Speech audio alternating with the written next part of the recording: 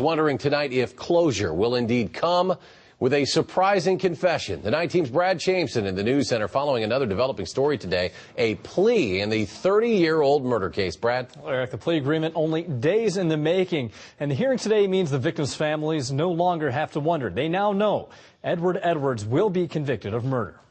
Yeah, I thought there was going to be some relief in hearing him say that he was guilty. And I guess I really didn't feel a whole lot. After nearly 30 years of silence, Edward Edwards admits to killing Tim Hack and Kelly Drew.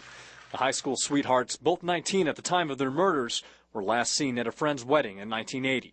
Their bodies found 2 months later. It's certainly a great relief. I think it's the right thing for the families and for the county and for the state.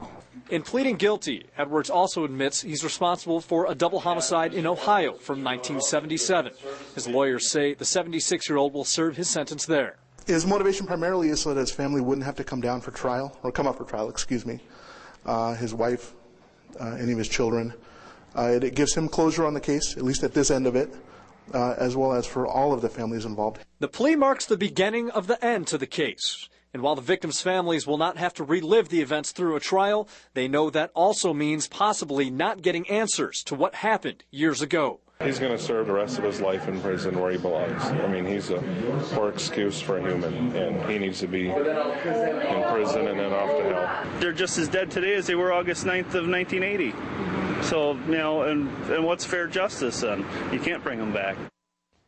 Edwards must be transported to Ohio by June 16th. There he will plead guilty and be sentenced. There is no date for his sentencing here in Wisconsin. Now, Brad, even though he'll be in prison in Ohio, that really doesn't affect the sentence here, right? No, the district attorney in Jefferson County, Susan Happ, tells us her office will still be asking for 2 consecutive life sentences to be counted in addition to Edwards' sentence in Ohio. And while there's still a few more hearings left, Happ says this entire ordeal is very close to being complete. And hopefully some closure for those families here in Wisconsin. Brad Chaimson reporting. Brad, thanks.